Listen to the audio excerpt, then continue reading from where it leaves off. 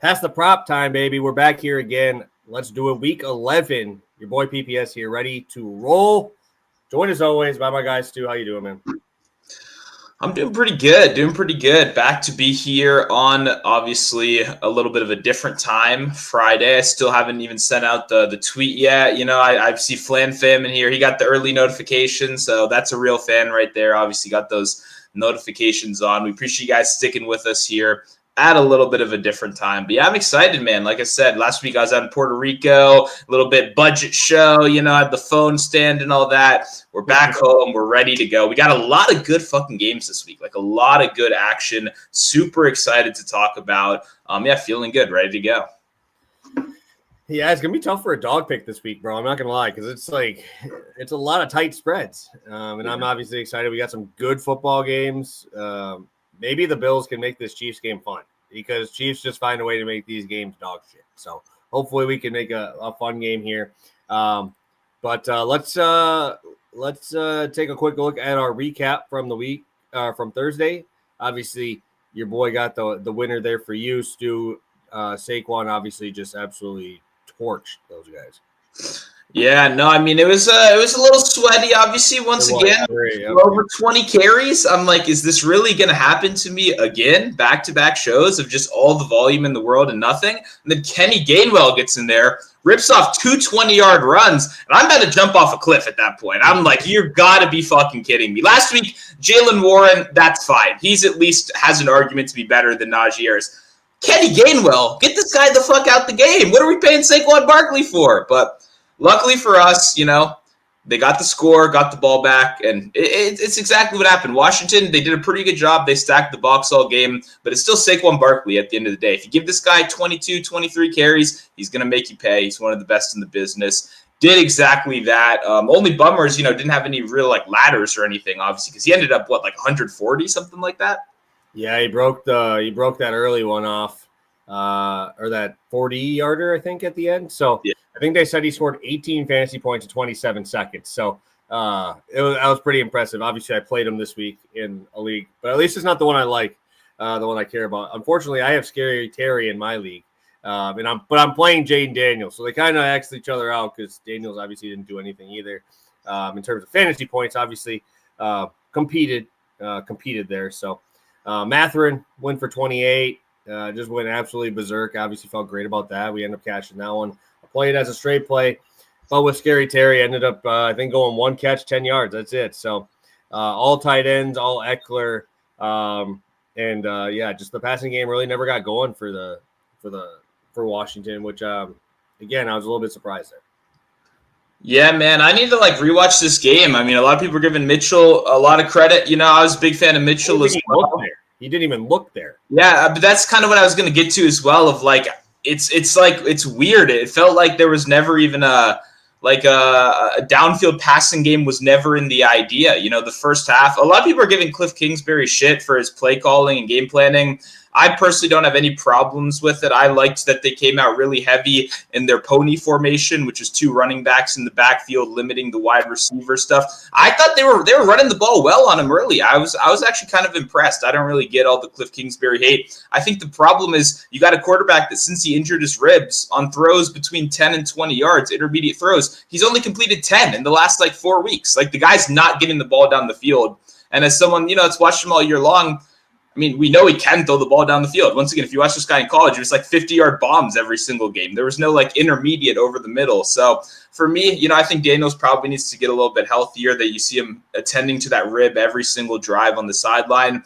I'm not sure why you don't just sit him for these next 2 games, go into the bye week. You got a really good matchup against the Cowboys on their backup quarterback next. Marcus Mariota is one of the best backup quarterbacks in the league. I think they could win both their next 2 games with Mariota in there, but I think they're probably going to be a little bit more stubborn than that. My thought process is like a closer. When you ask them to go back out there, you know, 3rd, 4th day, they're always going to be the guy that says, yeah, put me back out there. There's got to be someone else in the room that says, look, let's think a little bit longer term here. You know, not every game is the fucking Super Bowl. I get they wanted to win on prime time, but that's just my opinion. You know, it was unfortunate for Terry. Obviously, I definitely, you know, like the logic here. Just there was nothing in the passing game at all. Like, it was just Austin Eckler was check downs or was bust.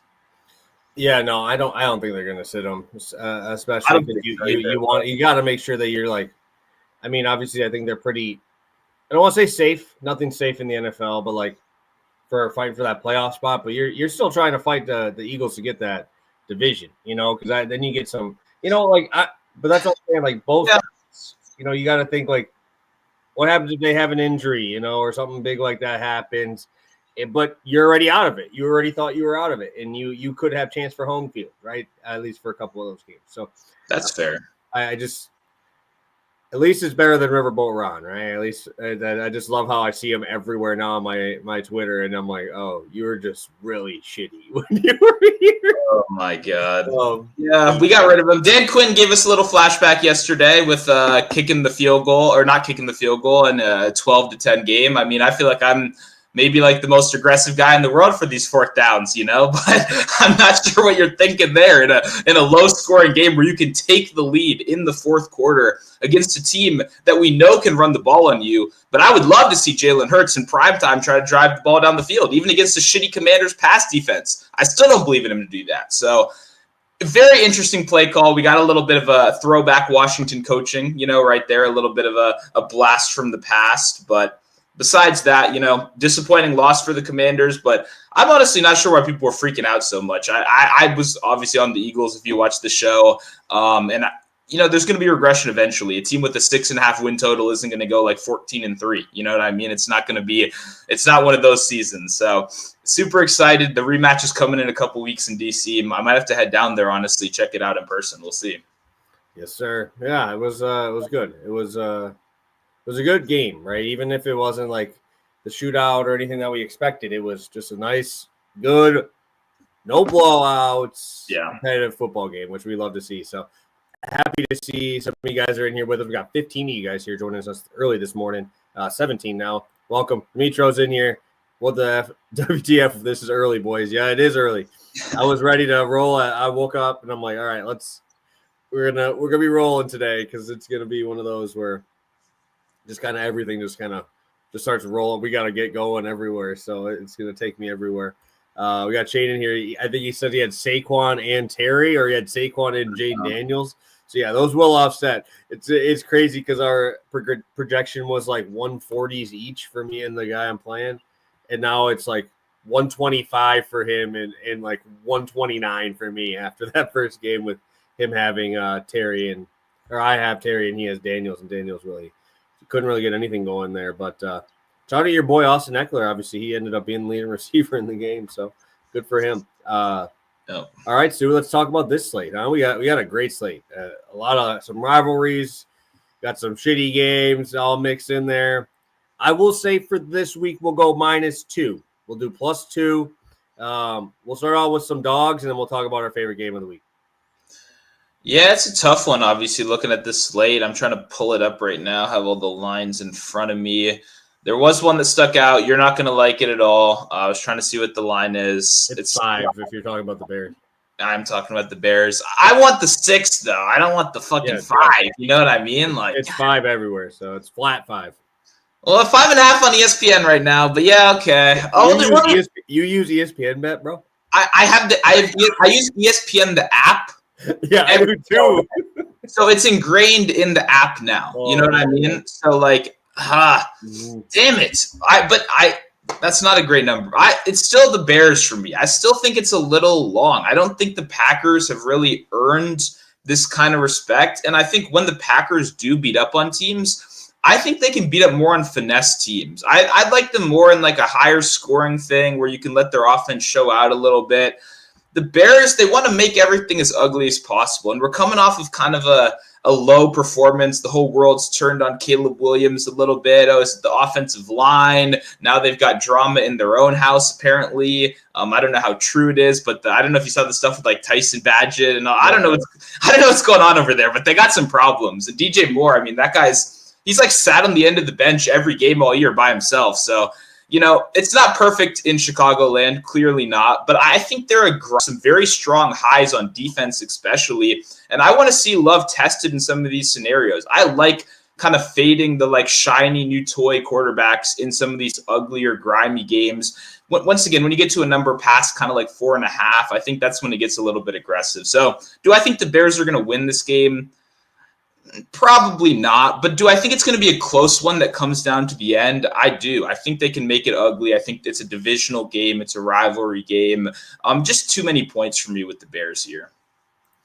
Yeah, I didn't know if it was how big it was going to be. It's just I would say yes to the grimy point if we didn't have Josh Jacobs, but I think they're going to just run him into the fucking ground. It is going to be.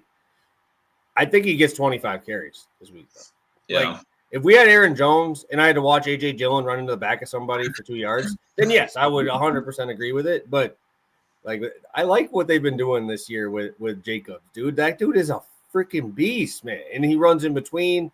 Being able to run the ball as well as they have is something I do like in this game because the Bears' defense in the front seven has been atrocious, absolutely atrocious. Like they're falling apart. So, I would say, yeah, if we didn't have like the running game we've been having here the last couple of weeks, I would definitely agree. But yeah, even like with the Lions, right? The game was dog shit, right? It was a crap game. They played like crap, but Jacob still got his on one of the best defensive lines in the league, So yeah, I wouldn't be surprised to see a pretty heavy workload there.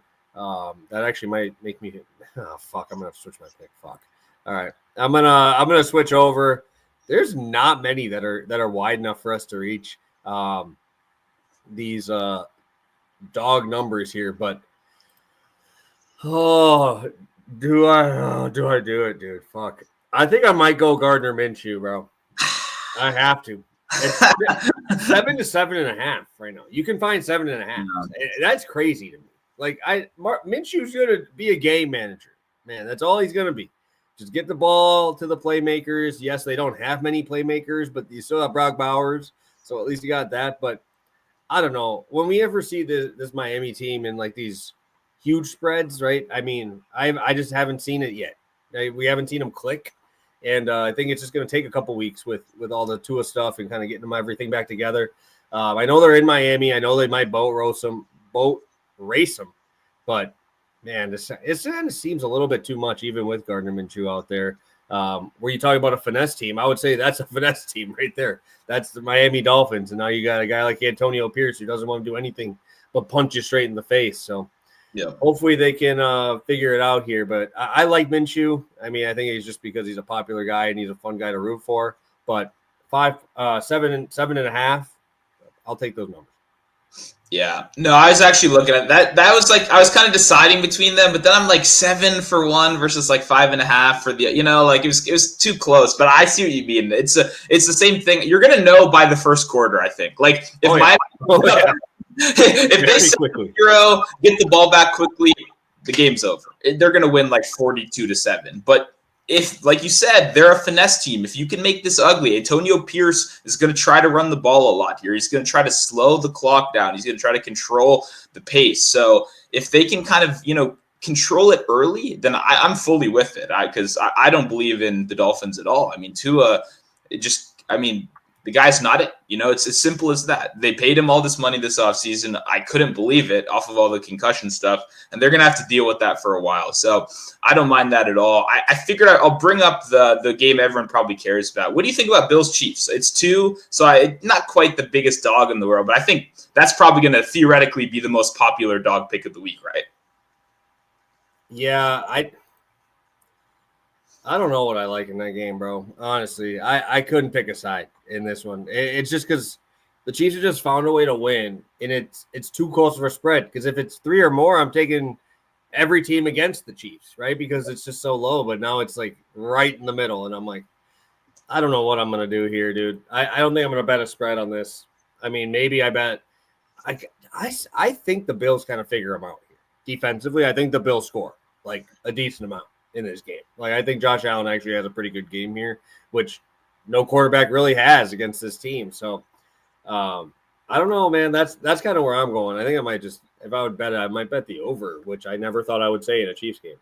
Yeah, I do like the sneaky kind of Butker getting injured as well. Special teams is always something. I mean, he's one of the best. The guy's lights out, right? He's one of the best kickers in the league from 50 plus. So losing someone like that in a 3-point game, I mean, are they just going to be going for it all the time? Is that good for the Chiefs, right? Is maybe the Chiefs going for it all the time is optimal when you have Patrick Mahomes. So I think little things like that, the injury report as well on the other side, Amari Cooper, Dalton Kincaid, and now Keon Coleman out already. That's a little bit annoying. I feel like you got to have your guys healthy. I'm sure most of them, will be up there. But, I think – I don't know. I think I'm going to have to take the Chiefs in this one personally because it's a tales all this time. You get the Chiefs as dogs, you take them. The Bills are awesome. They're such a fun team. The whole world feels like they want them to beat the Chiefs because this run has felt so undeserved for a lot of people. But you also got to understand, like the Lions have proved this time and time again, like winning these close games is a skill.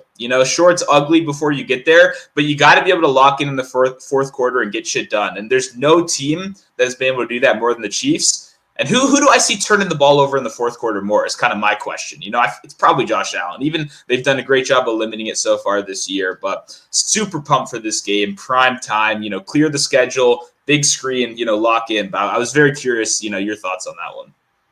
Yeah, I kind of like the points. I actually like some points, especially with them at home, right? And I like what you talked about with Butker there because I think I want him to get in the shootout. I want to see Mahomes in an actual shootout, bro. Like, let's go. Let's sign him up for like some points, bro. Like, unleash him, right? Kelsey's looked fantastic lately, bro. Like, He's doing his thing. So, obviously, I think I would, if I had to bet any of the four sides that we talk about, it'd probably be the over there. So, all right. What else? Yeah. Any other game you want to talk about here before we get into some props too? Yeah, I'll bring up one more real quick. Bengals, Chargers, prime time. I've been a Bengals hater a lot over these last couple of years. I like the Bengals as dogs. I just wanted to bring that up. It didn't quite meet the classification, only 1.5 point dogs that I'm seeing right now. That should be a pick 'em. That should be, if it gets to 2, especially if it gets any longer, I would really like the Bengals here. I mean, I get that their record isn't good. I get it's been ugly on paper. The Chargers are a good grinding team. But I mean, the Bengals rush defense has only got better as they got healthier and the seasons went on. I think they can hold up enough there that I like their passing game here. And I don't really think the Chargers, despite the fact that they played good on defense, I think it's more schematic than anything. I don't think when you put like talent versus talent, I think the Bengals are the more talented team. So obviously injuries have kind of fucked them a little bit there, but I figured I'd bring that one up as the Bengals, another dog team that kind of stuck out to me in primetime this week. Yeah, especially with T. Higgins back too, dude. Like this, like you just get Gesicki to take that step forward. Now you have him there. Like there's some dudes there. And obviously, I'm a Big Ten guy like that, Chase Brown. So obviously love him.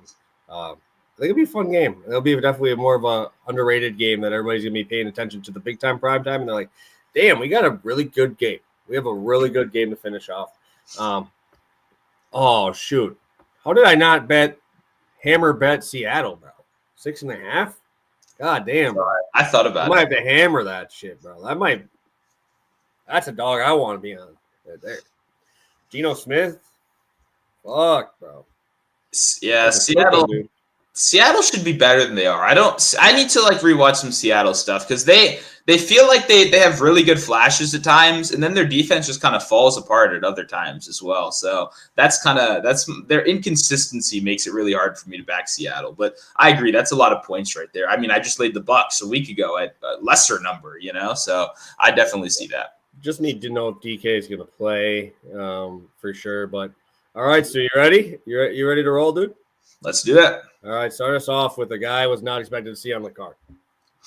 Yeah, I mean, this game kind of sneakily popped out to me a little bit, surprisingly, when I was looking through. I like Drake May. I mean, this is a guy that, when I was watching all the quarterbacks play, I was a big fan of. I would not have minded taking him. Obviously, I'm feeling great about Jayden Daniels as well, but I think both teams is kind of a rare win-win situation where I think we're all pretty happy right now. You know what I mean? We're all looking around like, yeah, we got our guy.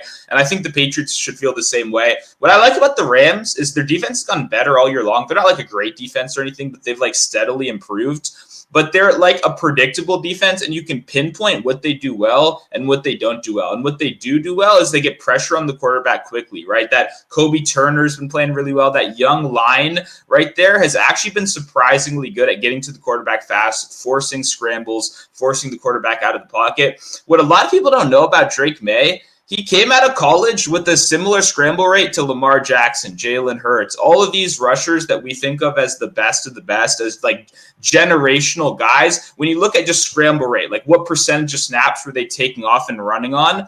Drake May, once again, was like 10% in college. He was at that same level, just under Jaden Daniels right there. But I think when you look at Drake May, he looks like a little bit more of a pocket passer, big guy, 6'4", whatever. And people don't really think of the mobility. But this is a guy that's always been a willing runner back to his college days. And when you look at the numbers, all the sacks, because he played behind such a bad offensive line, kind of brought it down. But to me, that was good because now you put him in a Patriots team. Guess what?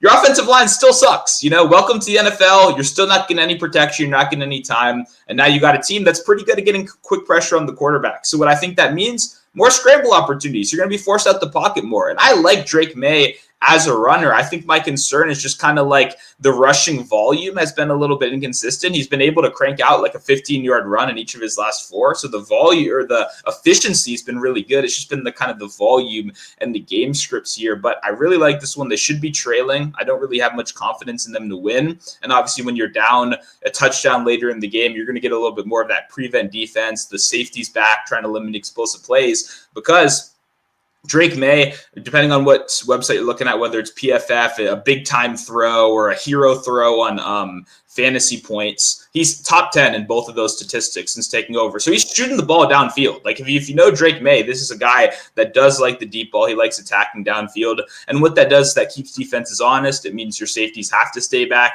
and it's going to create some more running room. So since he took over as the starting quarterback, Drake May leads all quarterbacks in scramble yards so far. Every single one. Lamar Jackson, throw them all in there. Over this sample size of being the starting quarterback, he leads all quarterbacks in QB scrambles. I don't believe in their offensive line, nor have I all season long. They were in a positive game script last week. They got a rare kind of winning situation where they could run a lot. I think they're going to be behind here. I think they're going to be forced to pass, forced to drop back more. And when you have one of the worst wide receiver cores in the league being outmatched every single week, they're being guarded, they're not getting separation, then your quarterback has to take things into his own hands. He has to run a little bit more. And for that reason, I think Drake May is going to have a pretty good game on the ground. So big fan of it. I think it's a little underrated. I think people aren't really fully taking into account his rushing ability right now. And I think it's going to be on full display against the Rams this weekend. Yeah, no. And I definitely remember college Drake May just running around. And obviously that one was with a little bit more like kind of show-offy type, like he was in the pocket and could, kind of move around. Obviously, when you have Josh Downs on the field, it's not that bad, bro.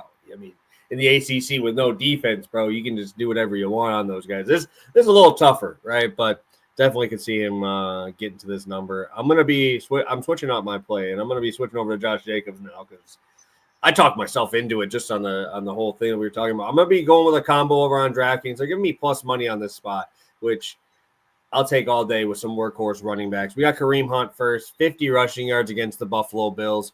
I know the Bills have been better as of late, but on the ground, but they're still sixth worst in the NFL, averaging 4.7 yards per carry allowed. You know what the Chiefs want to do, especially in a game environment like this, right?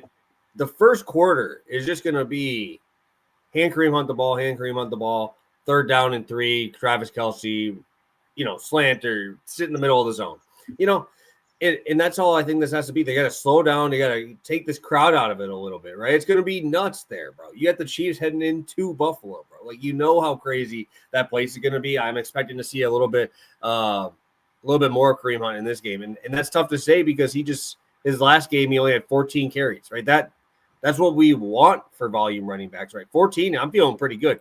This dude's been averaging 22, right? And I think that this has to be a game that you have to think that this is going to be slowed down because I think Buffalo, like I said, in this first quarter, I think they come out quick. I think they come out firing, have those 10 plays scripted and ready to go.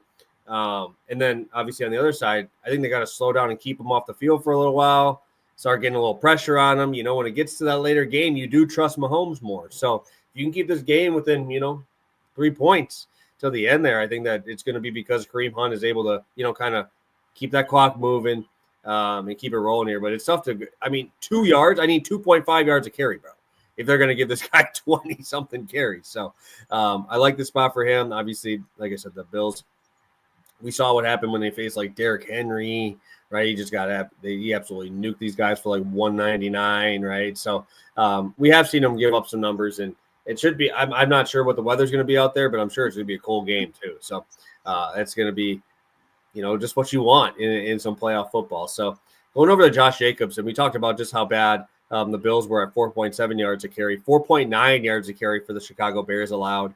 I'm all over Josh Jacobs in this game, bro. I think he's going to be getting a heavy workload in games that the Packers have won.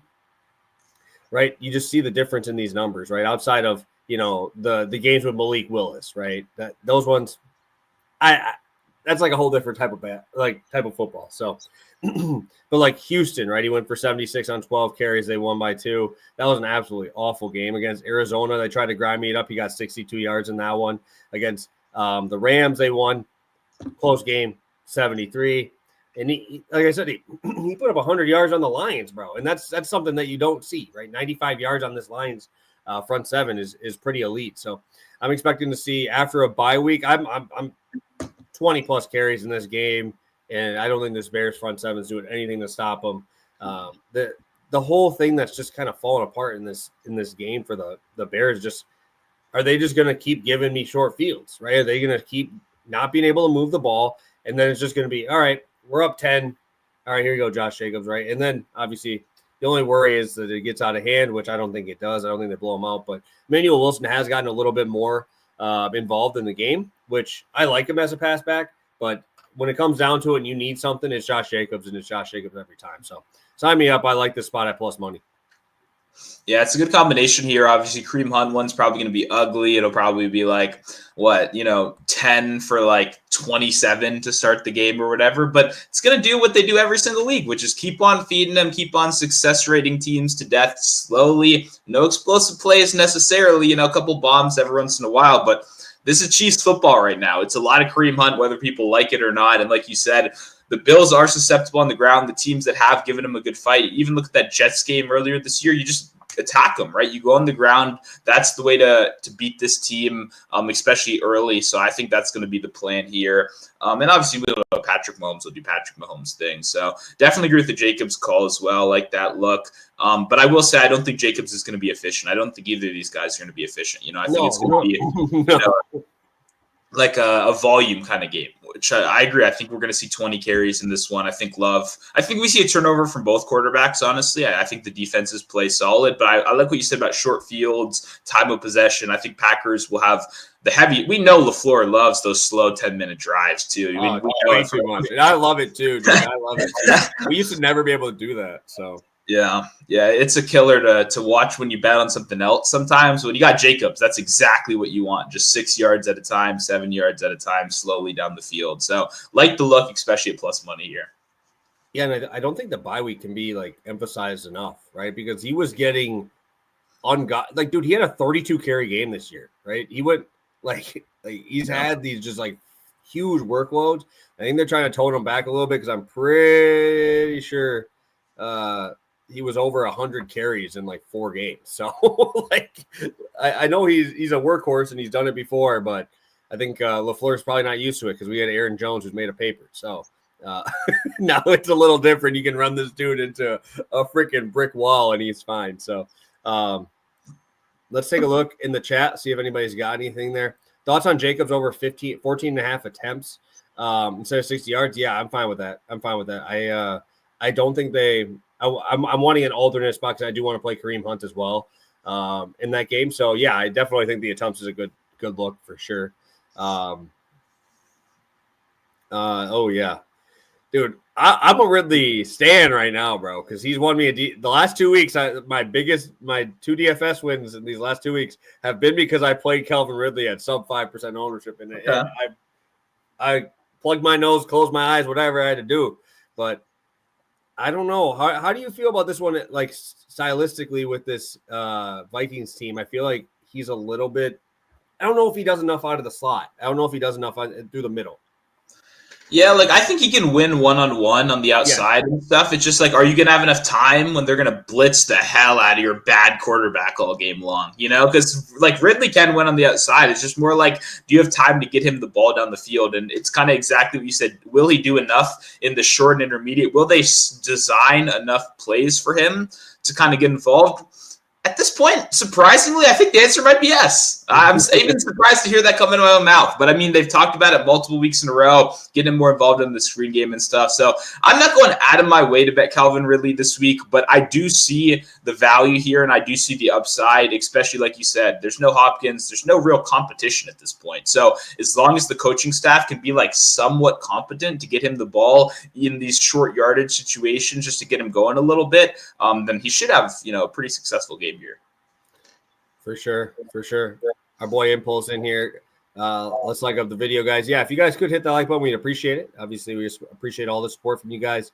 Go Birds. I don't know if I can say that. I don't know if I can say that in the hype voice that you're giving me there. But what I can get hyped for, what I can get over the moon for, is this game we're about to talk about, because boys, we're going to the spot, bro. I'm excited. I'm gonna let you start us off, Stu. I know we're in the same game, pretty damn close to the same bet, but I'm gonna let you take it away. I'm pumped.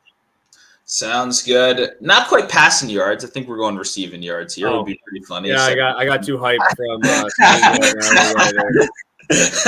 I mean, for everybody. Hey, it would be a fun one. Yeah, Demetro in the chat, he already knew we're going to the fucking Browns game, baby. I got Cedric Tillman over 55.5 receiving yards. You guys will probably be able to guess what's coming next after that. But we are both on the same page right here. I mean, this Saints team, guys, just they threw in the towel. And not only did they throw in the towel, they traded away their only cornerback that had any semblance of like an NFL career. You know what I mean? Like when you look at this is a team that Bryce Young just a couple weeks ago had his breakout game against, and even in a disgusting game that, new coach, whatever, divisional game, we still saw Mooney go for 90. We saw London go for 90 last week. Like both wide receivers had all the success in the world. This team doesn't have any quarterbacks. And if you don't have an elite pass rush, you can't win in the NFL with no cornerbacks. And they don't have an elite pass rush. They do not. They can kind of stop the run. They're an okay run-stuffing team at times. But come on, I see a lot of people going to Chubb. Obviously, Chubb should have some good volume here. It's Nick Chubb at the end of the day. But this is the Jameis Winston offense, baby. And if they're in it, if this is a close game, they're going to be slinging the ball. And I don't really see a blowout either way. Neither of these two teams are good enough. They're not good enough to blow. I mean, let's be completely honest. We just watched the Browns, classic Jameis came out just a week ago against the Chargers, and everyone still went over their props, right? Since Cedric Tillman has the funniest game log of the year. It's literally 0, 0, 0, 10 targets, 9 targets, 11 targets. Like the guy went from nothing to something overnight. I've been a big Cedric Tillman fan since college. Honestly, I have had him in best ball each of these last couple of years, thinking he could kind of sneak in as the wide receiver 3. And we've finally seen it happen. I mean, he's arguably the wide receiver 1 on this team. Both him and Judy are kind of the 1A, 1B. But once again, I'm a bigger fan of Tillman. And what I really like is his usage is very diverse, because not only are we seeing these great downfield plays, we're seeing designed red zone calls for him in every single game. He is averaging a touchdown. He's averaging over 1 red zone target per game. He's a big part of the game plan coming in. And not only is he running deep, not only is he getting down the field, even Elijah Moore is actually kicking out to the outside a little bit. And we're even seeing him in the slot. We're seeing them mix it up. So I love the diverse usage from Tillman. I love that we're getting him on multiple levels of the field, not just deep shots, not just short and intermediate. I think he has the healthiest mix of targets out of all the wide receivers. And we're going to be against a team that has absolutely nobody that can cover him. Like seeing back-to-back weeks of this Saints offense, Saints defense, especially secondary, just getting destroyed. I don't know why you wouldn't come into this game off of a bye week, letting Jameis Winston sling the rock here a little bit. I know Chubb's going to be involved early, especially. I think this would be another first quarter rushing spot, especially for Nick Chubb here. But if there's one thing we have confidence in the Saints to do, it's slow down the run a little bit. That's the one okay part of their game plan here. It's the secondary that is so ungodly weak. So for me, I mean, looking at it, Moore, it's hard to go back to Elijah Moore because he just fucked me a couple weeks ago with 9 targets and 3 catches. I still think he probably goes over, but I think Tillman just has such a high ceiling as the wide receiver one that kind of looking at these guys side by side, I want the guy that I've been most impressed with that's running, the most creative routes, that's getting down the field, but also open in the short and intermediate. And most importantly, they're trusting him in the red zone. They're looking for him there. He's a big part of this offense. And I think the name value, the fact that this is a Browns team, not a more successful squad, I think it's weighing the number down a little bit. I'd probably have this 61, 62 right here. So getting a little 7-yard discount on Cedric Tillman is definitely something I'm interested in. Yes, sir. Yes, sir. And I'll just go right into mine. I'm on Winston, man. I'm on FanDuel. I'm over on his passing yards here. You kind of talked about it, bro. I literally just took Bryce Young to beat these motherfuckers, man. And he cooked them. He cooked them. And now you're going to let a guy I'm saying they won't even put up Winston's passing attempts anymore, bro. Like, because I think they just know we're going to lose. They're going to throw this ball around. And one thing that I do want to talk about with the Saints is they've been beat on big plays, but they've actually been decent in the red zone at stopping those touchdowns, right? When you do get in there, they have done a pretty good job at stopping. So if Winston's losing at any point in this game, I love that, bro. I want him down 3 points at all times. Then throw a game-winning touchdown. I want him to win, but I want this guy losing this game, or at least down in this game, because then it's just fun, Jameson, right? Jameis Winston, baby, it's time to go. Because any RPO is automatic pass, bro. Like, at this point, he's not going to hand it off, right? And what I really like, too, is obviously the rapport with him and Njoku has been really good. He's been putting up some pretty big numbers. And I have Tillman in fantasy. I picked up Winston to pair with him. I'm feeling great about that. But how can you trust this defense? Like, they haven't. I think they were talking about them and the Falcons, bro.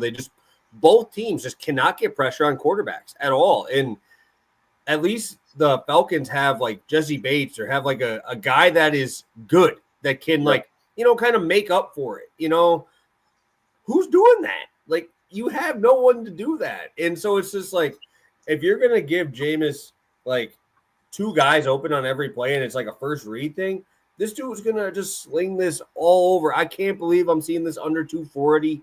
FanDuel's hanging it there. I think they're the last guys left under the 240, but it's a pretty big book still. So, if you want to go up on the ladders, I'm good with it. If you want to buy it down to play it with something else, I'm good with it. I just cannot stop wanting to bet on Jameis Winston here in this spot. And if Nick Chubb kills me, he kills me, right? If he gets 25 carries and crushes me, okay. But do I think they're going to do that? Probably not. Probably not. Not when they're 2-8. What's their record?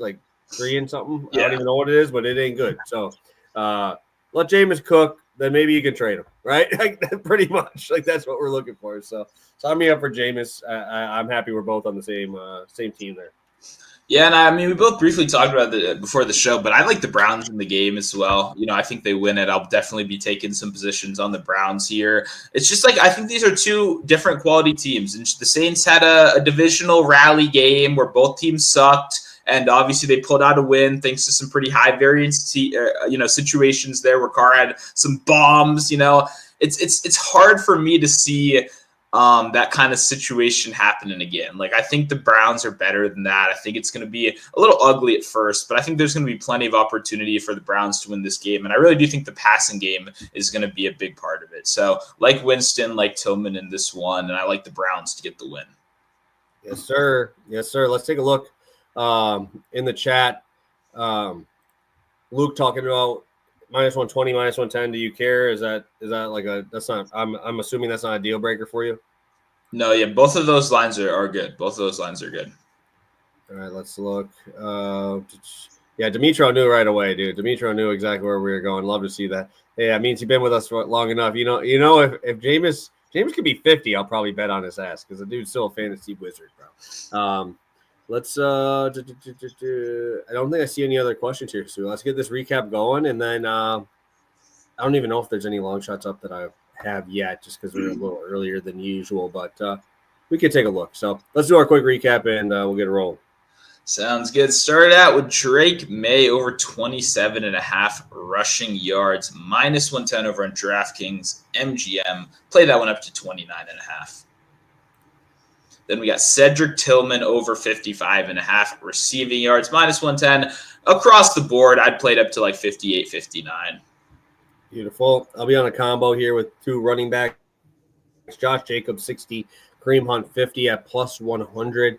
And big boy Jameis, baby. It's Jameis time. Over 239.5 over on FanDuel right now. Go lock that one in. So feeling pretty good. Anything else, Stu, you got? Did you have a long shot? I haven't really seen much up yet. I got one. I got one long shot. I got Breece Hall 100 rushing yards plus 350. Locked it in, locked and loaded. Breece Hall coming off a low volume game where they got their ass kicked.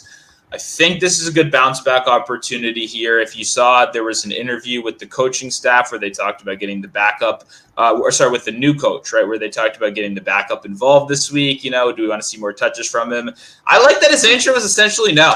Like, his answer was like, no, if Breece Hall's out there, we don't want to take touches away from Breece Hall. Now, when Breece Hall gets tired, that's when we take touches away from Breece Hall. And I like hearing that coming off some brutal matchups. Obviously, Arizona's not a brutal matchup, but they got destroyed. The game script was so out of hand that you're not going to have a high-volume rushing game. You're not going to get it. 350, by the way. Plus 350 is the best price right now for the 100-plus rush yards. I don't know if I said that wrong. Houston right before it, tough matchup. Pittsburgh before it, tough matchup. New England before it, tough matchup. We kind of been through the ringer here. Now we get the Colts. The Colts have gotten better. They're not like the worst rush defense in football like they were earlier this season.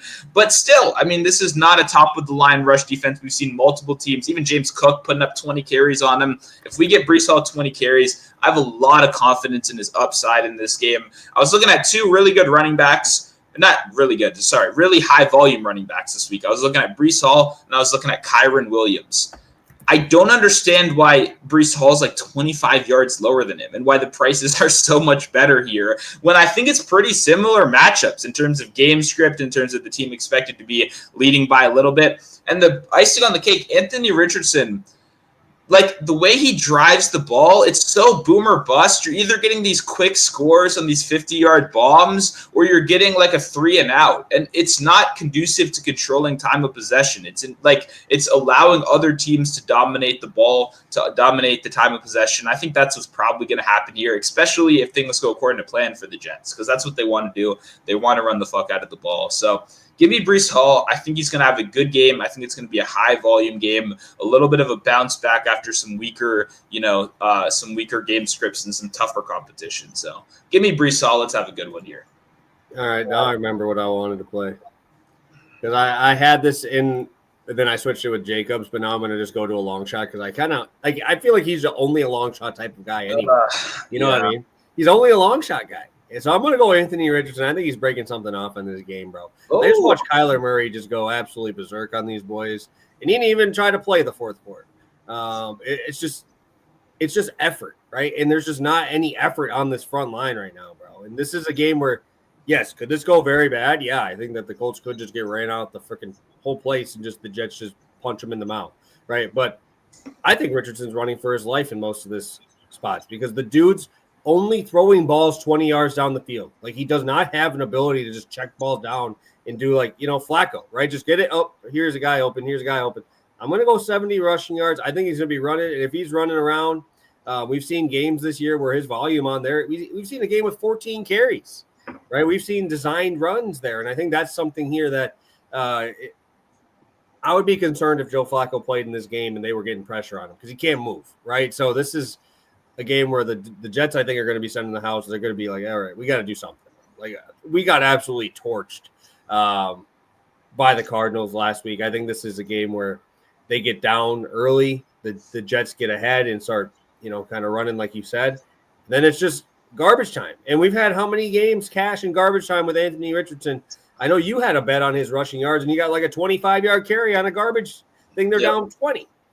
But that's what I'm saying. They're not bringing Flacco when he has the unlimited leash now, bro. They're not going to just pull him now. You can't do it again, right? You just switched it out. You're like, all right, we're going back to him for the rest of the season. All right, well, let's have him throw for 50 yards and run for 70. Let's do it. That's what I'm expecting to see. So I think that this is definitely how I would want to do it.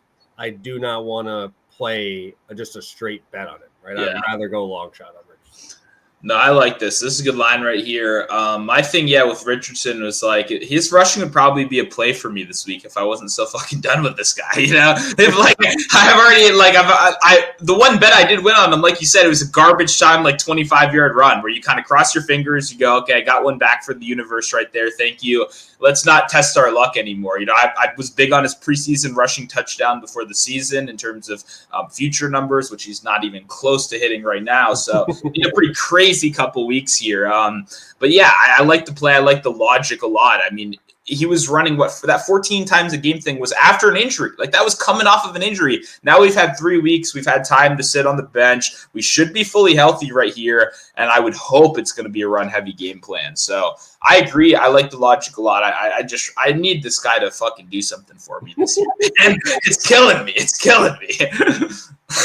Yeah, dude. Sometimes it's just tough to watch. Like it's just like their drives are so bad. And then it's just like, wow, you just did that and you just look like that. Like it's just crazy to me. So I get it definitely. And luckily I wasn't super overexposed to Richardson. I think I have him like 2 or 3 of my lineups.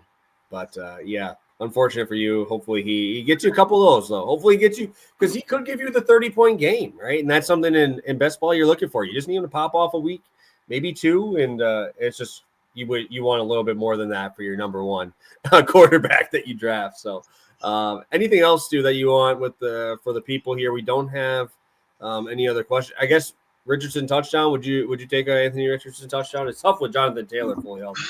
The odds are good too. Like it's 210 and 2 touchdowns is 20-1. I mean, I don't mind those odds. It's just like I have money on the table on touchdowns, and I don't need to add more money to that pit. You know what I mean? It's already there. So I don't mind it, but I'm not going to be betting it this week. Okay. Sounds good. All right, guys. We're in and out here today. Feeling pretty good. Still got 40 of you guys in here live with us. Thank you guys for tuning in early with us. This was not a regular thing. This is just it's tough because I don't know if you guys remember, we say it a lot, but this is our 3rd year doing this, and this is always like the first like 6-7 weeks. It's just like we're churning, right? It's just like really easy. We know what we're doing. Then the holidays start coming up, and now it's like, shit. All right, we're still gonna do it. We find a way. I've done it in my parents' basement, bro. When I'm back home for Thanksgiving, I'm like, hey, give me 30 minutes, and I do it in there, right? So we usually find a way to do it, but just bear with us. It's gonna be a little bit. Just make sure you're paying attention. Twitter, have your notification bell on. Shout out Flan Fam. Dude was here 30 seconds into the show, bro. Yeah. And we didn't even tweet it yet. We didn't even tweet about it yet, and he was already in here because he got that notification bell, guys. Definitely something that during the holidays is a little bit tougher, but we do still find a way to do it, right? We still find a way to get the show in. I don't even know the last NFL one we skipped for I don't think like a Friday NFL. I don't even remember, bro. It's been maybe 1 or 2 over the 3-year mark. So now that we've been doing it for this long, making me feel old a little bit here in the space because we got all these new guys popping into the space. So anything else from you, Stu, before we pop out? No, I was gonna say, well said. I feel you on that. Done this show in some crazy spaces so far over these last couple of years. But as long as you guys keep showing up, as long as you guys keep supporting, leaving the likes, we'll do it from Antarctica if we have to. I'll record from my igloo next week. We'll see what happens. So I'm excited. I think we got some good plays this week. Obviously, I liked seeing all the chat, all the comments. And if you guys couldn't make it, if you wake up at 1 o'clock, you're like, what the hell's going on? Leave your comments below. We're still here. We'll still get to them. It may not be live, but obviously, we're going to be checking all weekend long because we don't want anyone to get left out there. So appreciate you guys tuning in. The people that did make it early, the people that are watching later, we still appreciate you guys as well. And yeah, drop any comments you have. Let us know your favorite touchdown bet, stuff like that. And yeah, we'll be back on Monday, hopefully with a couple winners to celebrate. Yes, sir. And I know I got a couple messages about my dog showing up in the video. So he's popping up here. You can see his little head there. Hey, throw up here. There you go. He had to get his pop in there. He hasn't been barking in shows anymore, which is good. So thank you guys so much for tuning in. We will see you guys Monday for another round, and hopefully talk about a sweep. We need one of those. It's time for another one. I'm feeling pretty good about these bets. So thank you guys. Best of luck, and we'll see you Monday.